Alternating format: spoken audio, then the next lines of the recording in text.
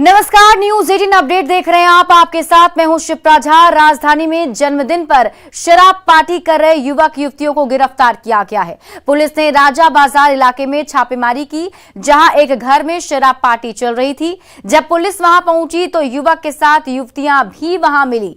Police ने मौके से 3 युवतियों को पकड़ा है, जिनमें से 2 शराब के नशे में धुत थीं। इसके अलावा एक युवक को भी गिरफ्तार किया गया है। ब्रेथ एनालाइजर से जांच में सभी के शराब पीने की पुष्टि हुई है।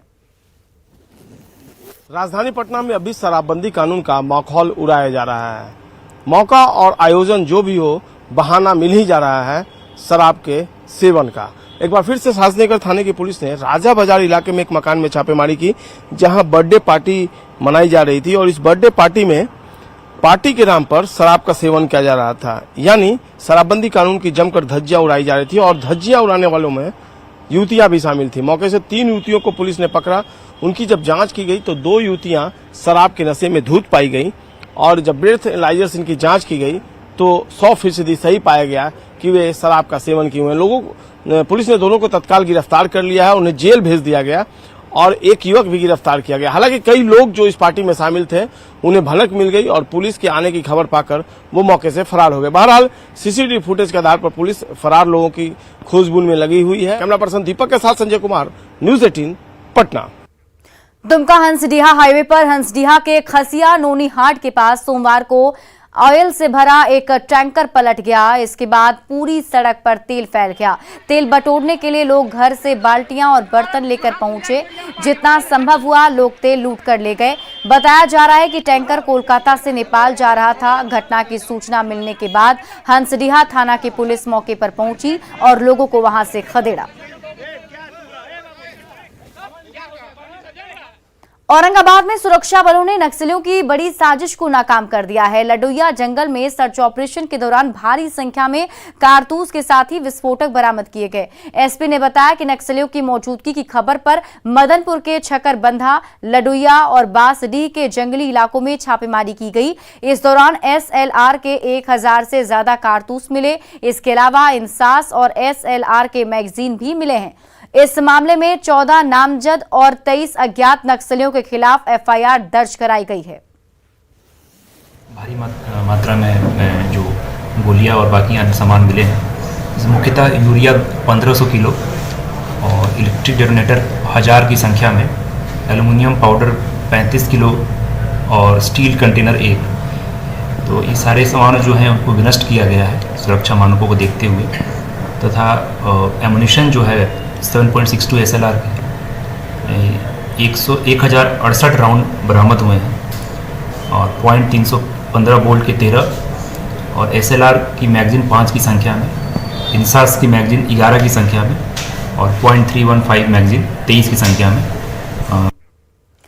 लखीसराय में भी सुरक्षा बलों का सर्च ऑपरेशन लगातार जारी है। कनीमोह, हनुमान थान और शीतला कोडासी में लगातार तलाशी अभियान जारी है।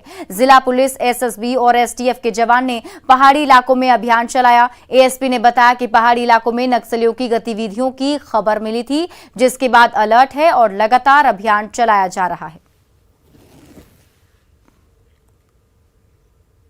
जो यहाँ पर आप देख रहे हैं कि तीनों जिला का, जमुई, लखीसराय, मुंगेर का एक ट्राई जंक्शन है। यहाँ पर तीनों जिले से मिल करके हम लोग बराबर ऑपरेशन यहाँ पर चला रहे हैं। सर्च ऑपरेशन चलते रहता है और इसी कारण जो है सो यहाँ के एरिया में काफ़ी ज़्यादा माहौल बदला है। गिरिडीह में बरगंडा स्थित उसरी नदी पर वर्षों पहले बने पुराने जर्जर पुल को ध्वस्त करने का काम शुरू हो गया है। इस पुल के क्षतिग्रस्त हो जाने के बावजूद हर दिन हजारों की संख्या में लोग लगातार आवाजाही कर रहे थे। जर्जर हो रहे पुल से हादसे की आशंका को देखते हुए प्रशासन ने पहले दोनों ओर से बैरिकेडिंग हटवाई। इसके बाद पुल के दोनों छोर पर ऊंची दीवार भी खड़ी कर दी, लेकिन लोग इसके बाद भी आना जाना जारी रखे हुए थे। इसे देखते हुए अब विभाग ने पुल को ही ध्वस्त करने का फैसला लिया है।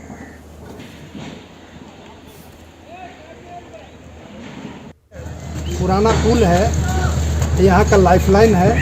यहाँ हजारों लोग जाते हैं आते हैं। बहुत बीच में दिक्कत हुआ। 1918 में इसका शिलान्यास किया गया सरकार द्वारा, लेकिन अभी तक नहीं बना।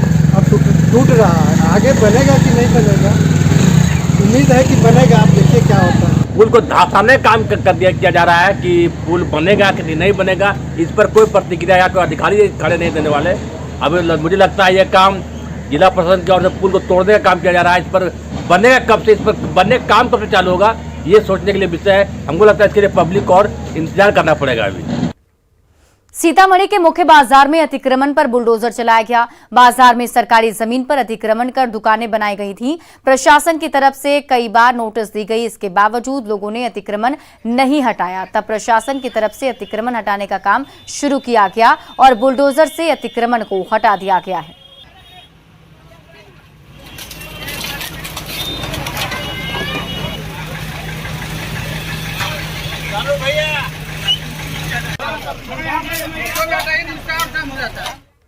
उधर मुजफ्फरपुर में बेलगाम ट्रक ने होमगार्ड जवान को रौंद दिया, जिससे मौके पर ही उसकी मौत हो गई। जवान की पहचान नहीं हो पाई है। हादसा सदर थाना क्षेत्र में हुआ है, जिसके बाद ड्राइवर ट्रक छोड़कर फरार हो गया। पुलिस ने शव को पोस्टमार्टम के लिए SKMCH भेज दिया है।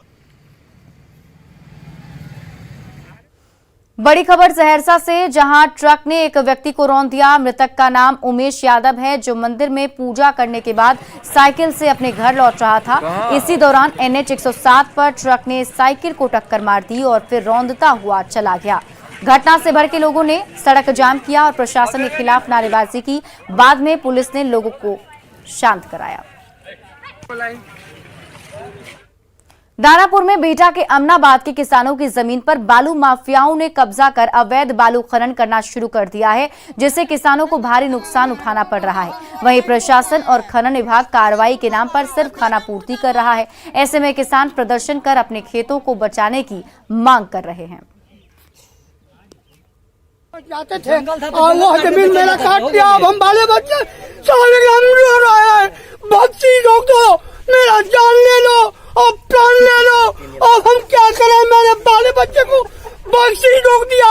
मेरा कह रहा है कि बाले बच्चे को तुमको जीने नहीं देंगे, तुम कैसे किया है? DGP के यहाँ दिया हूँ, खनन यहाँ दिया हूँ, अंचलाधिकारी यहीं दिया हूँ, यहाँ तक CO तक दिया हूँ, लेकिन कोई कार्रवाई नहीं हो रहा है।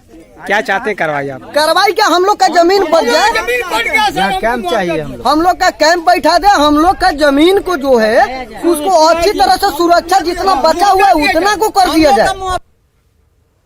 और इसी बीच बड़ी खबर आपको पटना से बता रहे हैं। PMCH में हड़ताल खत्म हो गया है। जूनियर डॉक्टरों ने हड़ताल खत्म कर दिया है। जूनियर डॉक्टरों की मांग पर विचार किया जाएगा और सुरक्षा की मांग पर JDA अड़ा हुआ था। अपर मुख्य सचिव ने इसको लेकर बैठक की और प्रत्यय अमृत ने बैठक बुलाई थी, जिस बैठक में उनके सुरक्षा पर विचार किया जाएगा, इस बात पर चर्चा की गई। और अब जानकारी ये मिल रही है कि जूनियर डॉक्टरों ने हड़ताल खत्म कर दिया है। आपको बता दें कि जूनियर डॉक्टर अपनी सुरक्षा को लेकर हड़ताल पर चले गए थे। उनकी मांग थी कि सभी जूनियर डॉक्टरों की सुरक्षा पुख्ता करवाई जाए, क्योंकि लगातार मरीज के परिजनों की तरफ से उन पर अटैक किया जाता है और इसी मांग को लेकर के सभी जूनियर डॉक्टर हड़ताल पर थे। लेकिन अब जूनियर डॉक्टरों की हड़ताल खत्म हो गई है। बड़ी खबर आपको पटना से बता रहे हैं, क्योंकि जूनियर डॉक्टर के हड़ताल पर जाने की वजह से अस्पताल में भी काफी ज्यादा दिक्कतें आ रही थी, मरीज को काफी ज्यादा परेशानी हो रही थी। रजनीश हमारे सहयोगी अधिक जानकारी के साथ जुड़ गए। रजनीश, क्या अपडेट है, क्या मांगे मान ली गई हैं? बिल्कुल, देखिए 5वां दिन था जूनियर डॉक्टरों का और स्थिति काफी खराब होती जा रही थी। ऐसे में अपर मुख्य सचिव प्रत्यय अमृत ने वार्ता की पहल की और सभी जूनियर डॉक्टरों को बुलाया वार्ता के लिए। तकरीबन 1 घंटे तक बातचीत हुई है स्वास्थ्य विभाग में। उसके बाद जो जूनियर डॉक्टरों ने डिमांड रखा है, उन डिमांड पर कहा गया है कि 15 दिनों में जो है हम लोग इसको पूरा करेंगे। और निश्चित रूप से उसमें सबसे प्रमुख मांगे जो है सुरक्षा है। जो अभी लोकल गार्ड अभी रखे गए हैं, निजी गार्ड, अभी उन गार्ड को हटाने की ये लोग मांग कर रहे हैं, लेकिन स्वास्थ्य विभाग ने कहा है कि और पर्याप्त सुरक्षा हम देंगे। 15 दिन की मोहलत मांगी है स्वास्थ्य विभाग ने। उसके बाद जूनियर डॉक्टर अभी काम पर लौट गए हैं और मरीजों को बहुत राहत मिली है। जी चलिए, बहुत बहुत शुक्रिया तमाम जानकारी के लिए रजनीश। पटना पुलिस ने एक बड़े आपराधिक गिरोह का भंडाफोड़ किया है। इस गिरोह की 10 संगीन मामलों में संलिप्तता रही है, जिसमें डबल मर्डर से लेकर कई दूसरे कांड शामिल हैं। पुलिस ने गिरोह के 5 सदस्यों को गिरफ्तार कर लिया है और ये सभी खाजेकला थाना इलाके से पकड़े गए हैं। लगातार बहुत ही सेंसेशनल क्राइम की घटनाएं पिछले 4-5 महीने से कर रहा था। इस गिरोह में कुल 5 व्यक्तियों की गिरफ्तारी हुई है, 5 अपराधियों की गिरफ्तारी हुई है, जिसका सबसे प्रमुख सरगना है गोपी ठाकुर। गोपी ठाकुर मूल रूप से खाजकलां का रहने वाला है और ये वर्ष 2019 से ही अपराध के जगत में सक्रिय है और वर्ष 2019 से लेकर अभी तक 3 सालों में इसके ऊपर 10 आपराधिक कांड हैं, हत्या, लूट, डकैती, छिनतई, रंगदारी के, और ये अभी जनवरी में ही जेल से छूटा था। खबर दरभंगा से है, जहां नगर थाना प्रभारी का घूस लेने के लिए कथित बातचीत का एक ऑडियो क्लिप वायरल हो रहा है। हालांकि न्यूज 18 इस ऑडियो क्लिप की पुष्टि नहीं करता, लेकिन नगर थाने के हाजत में बंद एक आरोपी को छोड़ने के लिए थाना प्रभारी 20 से 30 हजार रुपए और घूस की मांग कर रहा है। और सबसे हैरानी की बात यह है कि इस ऑडियो क्लिप में वो दरभंगा के आईजी के नाम पर घूस मांग रहा है और पैसा आईजी तक भेजने की बात भी कह रहा है।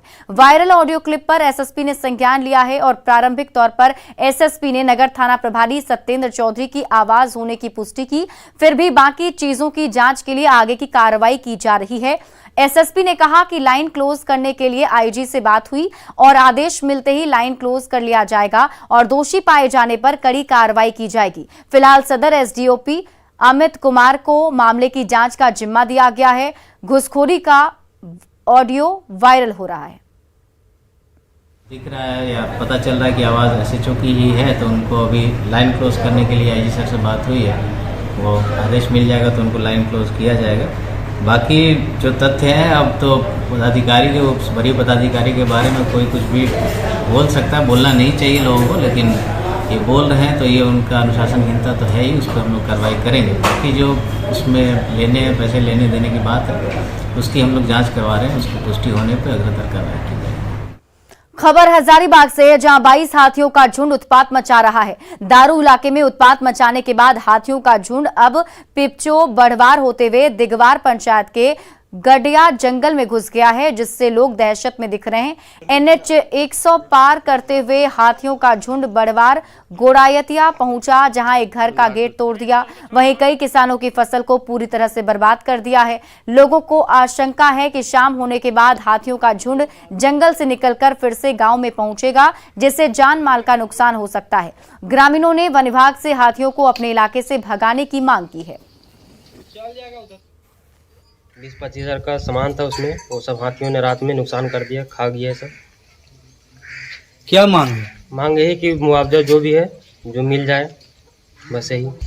और मेरा घर बहुत नुकसान हो गया है और हमारे सब टूट गया है दरवाजा।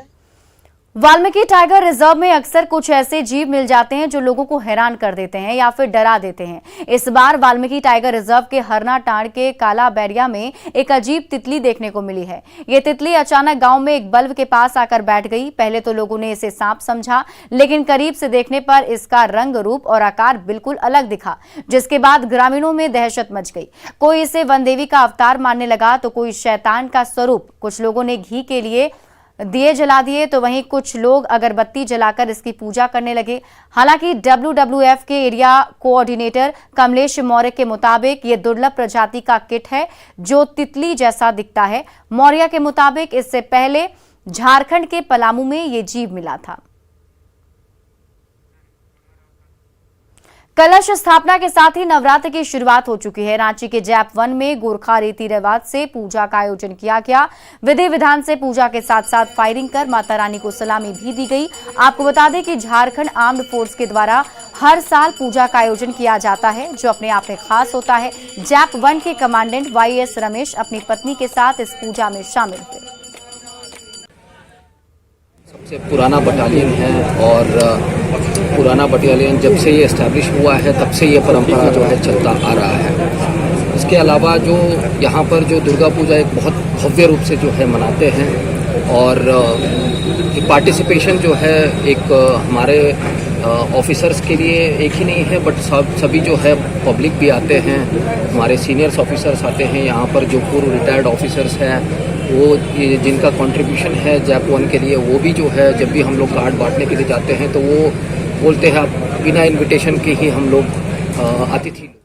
देवघर के 100 साल पुराने मंदिर बेला बागान की दुर्गा बाड़ी विशेष आकर्षण का केंद्र होती है। 2 साल के बाद बिना पाबंदियों के यहां पर दुर्गा पूजा की शुरुआत की गई। इस क्रम में सबसे पहले भव्य शोभा यात्रा और कलश यात्रा निकाली गई। कलश यात्रा दुर्गा बाड़ी से निकलकर लाइफलाइन नदी डेढ़वा नदी पहुंची, जहां से जल भरकर वापस दुर्गा बाड़ी तक आई।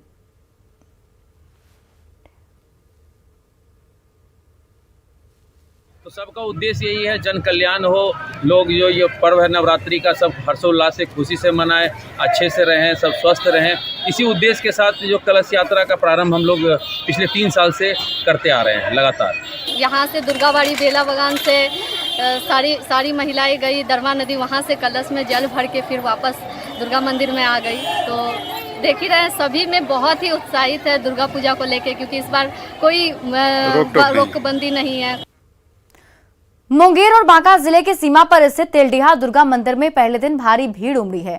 मंदिर के बाहर सुरक्षा के पुख्ता इंतजाम किए गए हैं। जगह जगह दंडाधिकारी और पुलिस बल भी मौजूद है। यहां श्रद्धालु सुल्तानगंज में गंगा स्नान कर करीब 20 किलोमीटर की पैदल यात्रा करके मंदिर तक पहुंचते हैं और पूजा अर्चना करते हैं। यहां बंगाल रीति रिवाज से पूजा अर्चना की जाती है।